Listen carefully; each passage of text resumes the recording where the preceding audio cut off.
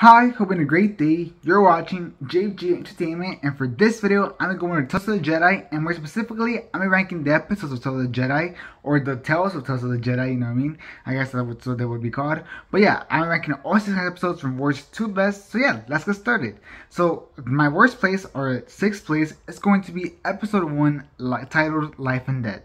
And this was my least favorite episode, just because I didn't think it really enhanced my, thought about Ahsoka in any shape, way, or form. I'm like, oh, this brings my Ahsoka. Like, oh my god, Ahsoka's so much of a cooler character now. I think it was pretty cool just to see her as a baby, and I thought, seeing her tribe and everything, I thought it was some pretty cool stuff, giving her us more background about who the character is and the character species, which I've always found very interesting because of the hair or whatever the things are called. I always found those species very interesting, and I think it was really cool that we have a whole tribe of it and everything. I thought it was pretty awesome, but we don't know a lot about it, to be honest. It was like a 17-minute episode at most, and it was like still something that was like just a little bit of knowledge but not a lot of knowledge, and it never really picked up. It wasn't like I was like, oh my god, I don't know Ahsoka's gonna die or something.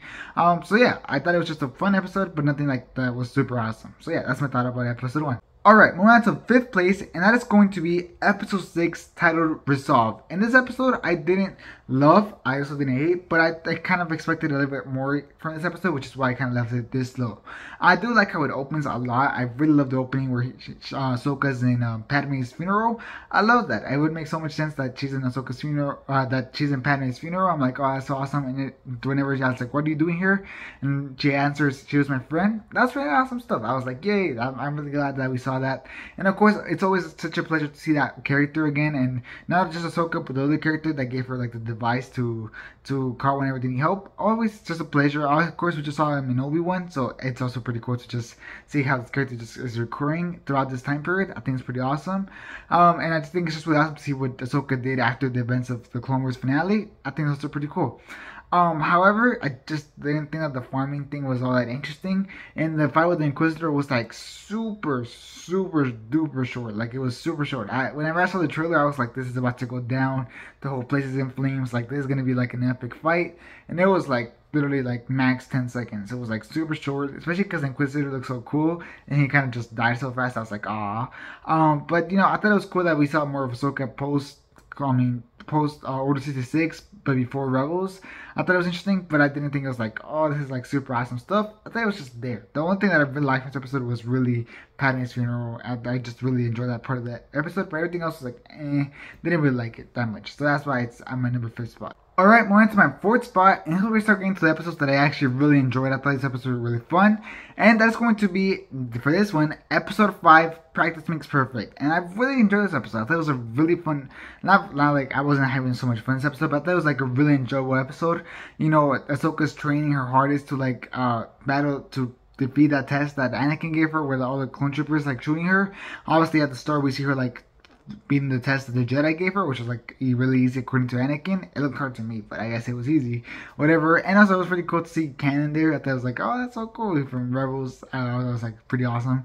But yeah, I was really happy to see that, especially since, if you realize that that's completely a callback to how call forward to how she survived Order 66 back in Clone Wars season 7, whenever she's like dodging or like blocking all those clone troopers shots. That's really awesome. I was like really excited for that. I was like, that's so awesome. However, it kind of got spoiled for that in the trailers. I didn't have that much of the impact now that I already knew about it. However, I thought it was pretty awesome, and I like the ending whenever it opens up in Clone Wars season 7 finale, where Rex is like, I really hope that training pays off. That was pretty awesome, really nice ending. Beyond that, it's always nice to see more Anakin and Ahsoka together, and the banter, and just like Anakin being the master and Ahsoka being the Padawan. And of course, we got Obi-Wan as well, and all those characters. So I just thought it was pretty cool to just have that episode. It's just really awesome. So yeah, brings me back to the Clone Wars days. Alright, well, on to the next spot, and that's going to be my 3rd spot, and that was going to be episode 2, Justice. And I really liked this episode. I thought it was a really fun episode as well. And this was the one where Doku and Qui-Gon go save the senator's kid, because he's been kidnapped, and then they realize that he's been kidnapped for a good cause. And that means the whole town was like on them. The whole town knew about the kidnapping of the kid, and they were on that side. And you can see from the start, whenever they land on that place is like destroyed. In fact, I was like, did this place get bombed or something? I mean, it looks terrible. And sure enough, that's what they're all mad about. That's what they kidnapped the senator's kid. However, he's not harmed. And Doku and Qui-Gon both get on the side of the village. They both understand where they're coming from, like, oh, which I found interesting. I thought they were just gonna like not care, but I found that really interesting. I liked that they cared. Especially Doku. I wasn't really sure what to expect from Doku, so the fact that he was in the people's side, I was like, oh, okay, that's a pretty nice twist. And then obviously the senator comes and he's like about to shoot everybody, and he does start shooting everybody along with his army. And Doku like starts like fighting, and some people die, and that's when I really like the episode. Whenever Doku loses it, and he's like, okay, you know what, screw this, and he like starts choking it, the senator, and he pushes Qui-Gon out of the way and everything. I thought that was really awesome stuff. I was like, yes, this is the one I want to see. Doku turn to his dark side, you know what I mean? I thought it was really awesome. I thought that was some really cool stuff. It just like Darth Vader vibes, but it's just I thought it felt very unique to the character. He felt very like raw force. I really liked that. He was like blocking all the shots. He was throwing everybody else, and it was just him and Senator. And it wasn't because of Qui-Gon. Senator would have died super fast. So that's really interesting. And lastly, I like the banter they had, Doku and Qui-Gon. I love that banter they had as master and teacher. Whenever he's like, "That's why you're a wiser man than me, Qui-Gon." You know, whenever he's like, "I don't let the moment define me," stuff like that. I thought it was really cool stuff, and it just really set up the kind of relationship that they have for the next episodes. So yeah, I was really happy with that episode. Now moving on to the second spot, and that is going to be episode 3, Choices. And I love this episode. This episode was really, really interesting. It had Mace Windu and Doku team up to go get the bodies of this other Jedi Master that died. However, in the process, Doku obviously finds flaws on this story that the Master died. So he starts investigating, despite the fact that that's not in the Jedi protocols or in the Senator protocols or Senate protocols or whatever. He's not breaking the protocols of following the rules, and Mace Windu is like not fully going on with it, but he's also like, no, stop. You know what I mean? He never puts like a definitive stop, but he's kind of trying to stop him. But generally, I thought it was a really interesting episode. How Doku, first of all, you see his detective skills, so that was pretty cool. And then, you know, once they get to that forest and the senator reveals that the guards were the ones that killed the Jedi, and then they kill the senator, I thought it was really, really cool whenever they like all the two, Mace Windu and Doku, team up and I started fighting all these people. I thought it was super awesome. I was like, yes, this is awesome, super awesome. The animation looked flawless in that scene whenever all the smoke starts going off and you see the two lightsabers teaming up and they start like fighting all these guards. It was just super, super awesome.